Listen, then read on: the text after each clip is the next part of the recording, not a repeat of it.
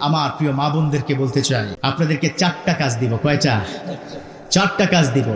আবার বিশ্বনবী তিনি বলেছেন, মান লাম ইউআদ্দা আরবা আমাল দাখালাল্লাহু ফিল জান্নাহ। আমার বিশ্বনবী বলেছেন, যে নারী 4টা কাজ করবে ওই নারীকে আল্লাহ জান্নাতে প্রবেশ করিয়ে দিবে। সুবহানাল্লাহ পড়েন। 1 নম্বর হলো দৈনিক 5 ওয়াক্ত নামাজ আদায় করবে। এই এলাকার নারীরা 5 ওয়াক্ত পড়ে, ঠিক কিনা? পড়ে না? একজন বলে না, একজন বলে জি। কোনটা মানবো? আরে পজিটিভ কথা বলেন না, বলুন জি। আমার মা বোনরা পড়ে তো ইনশাআল্লাহ। 1 নম্বর হলো এই যা সালাত খামসাহা, 5 ওয়াক্ত নামাজ পড়তে হবে। কিন্তু আমাদের মা বোনরা জোহরের নামাজ পড়ে আসরের 5 মিনিট আগে। এরকম আছে না নাই? হ্যাঁ, এই তো রান্না বান্না চড়িয়েছি কোনো রকম। আমাদের আল্লামা গিয়ে যদি বলে কি ব্যাপার নামাজ পড়ো না কেন, তুমি কি বুঝবা মিয়া? পোলা সামলাইতে হয়, সবজি কাটতে হয়, চুলাতে এই সমস্যা, লাকড়ির ঝামেলা, গ্যাস কম, গ্যাস নাই, হাজারো রকমের প্রবলেম দিয়ে মাশাআল্লাহ আসরের আজানের 5 মিনিট আগে তিনি নামাজ পড়েন। এরকম আছে না নেই?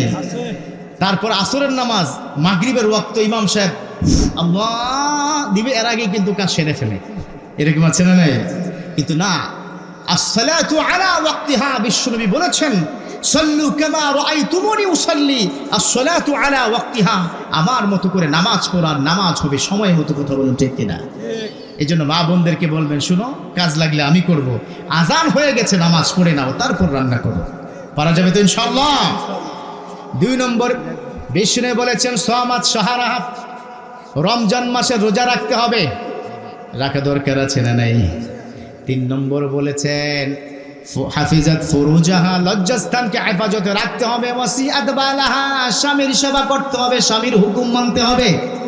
এলাকায় সব নারীরা স্বামীর সেবা করে, ঠিক কিনা? করে না? এখানেও না বলতেছেন, কি ঝামেলা, এটা বলা যাবে না। করে করে বলেন আলহামদুলিল্লাহ পড়েন। মোহরানা আদায় করেন নাই কারা? এই যে নারীদের বিরুদ্ধে কথা বলতেছেন, মোহরানা আদায় করছেন? আচ্ছা, ফুল পেমেন্ট মোহরানা আদায় করছেন কারা কারা? হাত উঁচু করে দেখান। পুরা পেমেন্ট করছেন? ইন্না লিল্লাহি ওয়া ইন্না ইলাইহি রাজিউন। মোহরানা আদায় করছেন মাত্র 1 জন। পুরা পেমেন্ট ক্লিয়ার হয় নাই না? হ্যাঁ, আজকে একটা বুদ্ধি দিব, এখানে হাজার হাজার মানুষ, মাত্র 3 জন আদায় করছে মোহরানা। মা বোন আপনাদেরকে বলতে চাই, আজকে রাতে দরজা লাগিয়ে দিবেন, জানালা খুইলা হাত বাইর করে বলবেন আগে মোহরানা দাও, তারপর ঘরে ঢুকো। কথা বলেন ঠিক কিনা? হুজুর এত হাজার হাজার টাকা দিয়ে আপনারা আনলাম আমাদের বিরুদ্ধে কথা বলার জন্য, পেস লাগাই দিয়েছেন নাকি? না, বিশ্বনবী স্পষ্ট কথা যে মোহরানা আদায় করবে না, তার স্থান ওই জাহান্নাম, পুরো নাউজুবিল্লাহ। আর মোহরানা আদায় করবে কি করে? এখনকার ইয়াংরা, ওদেরকে তো আপনারা বিয়েই দেন না। বলেন বাদাইম্মা কি কইরা খাবে, কিসের বিয়া? এরকম আছে না নাই? যুবকরা বলো আছে না নাই? এই জন্য এই যুবকগুলো প্রেম করছে, বিয়ে করার চান্স পাচ্ছে না, আপনারাই দেন না। এই জন্য এখন থেকে আমরা বিয়ে করতে চাই, প্রেম করতে চাই না। কথা বলো ঠিক কিনা? দেখছেন যুবকদের আওয়াজ? হ্যাঁ, যে যুবকটা ঠিক বলছো পাশে কে তাকিয়ে দেখো তোমার আব্বা জান আছে কিনা। কেউ আজকে বাসতে বাড়িতে মায়ের। একটা কথা মাথায় রাখতে হবে, আমি যুবকদের পক্ষে। যে এলাকায় বিয়ে যত কম, ওই এলাকায় জেনা তত বেশি। কথা বলো ঠিক কিনা? এই জন্য যুবকদের দুঃখ আমি বুঝি, আপনারা বুঝেন না। আর একটা মূল সমস্যা হচ্ছে এই যুবকদের মোহরানা আপনারা কি করেন? উকিল সাহেব আসলে বলে 20 লাখ লেখেন, দিতে তো হবে না। এই যুবক আছে না না এরকম? কথা বলো আছে না নাই? যুবকদেরকে বলতে চাই, মাত্র 50,000 টাকায় নগদ ক্যাশে বিয়ে করবা, বাকির খাতা শূন্য থাক। কথা বলো ঠিক কিনা? মেয়ের বাপ আছেন কারা? হুজুর যে 50,000 মোহরানার বাজেট ধরছেন, মেয়ে থাকলেও হাত উঠাবো না। একটা কথা মনে রাখবেন, ছেলেটা যে পরিমাণ ইনকাম করে তার ইনকাম সোর্সের উপরে তার মোহরানা ধার্য করতে হবে, নচেত আপনার জন্য হারাম হয়ে যাবে। কথা বলো ঠিক কিনা? একটা ছেলে মুদির দোকানদার, একটা ছেলে ঢাকায় মাত্র 10,000 টাকা বেতনে চাকরি করে, কি করে আপনি তাকে 20 লক্ষ টাকা মোহরানা ধার্য করেন? কারণ এই মোহরানা একমাত্র হকদার হচ্ছে ওই ছেলের বউটা। ব্যয়, আপনি ব্যয় এই পাশে কেউ টাকা নিবেন না, টাকা দিবে ছেলেটা। তার যতটুকু ইনকাম, তার যতটুকু অ্যাবিলিটি, তার উপরে হুইল পে দ্য মোহরানা। সে মোহরানাটা পে করবে। তার উপরে চাপিয়ে দিবেন না। এই জন্য নগদ টাকা বিয়ে করতে চাই, কথা বলো ঠিক কিনা? যুবকরা কি আমার সাথে একমত আছো? হাত উঁচু করে দেখাও, লিল্লাহি তাকবীর।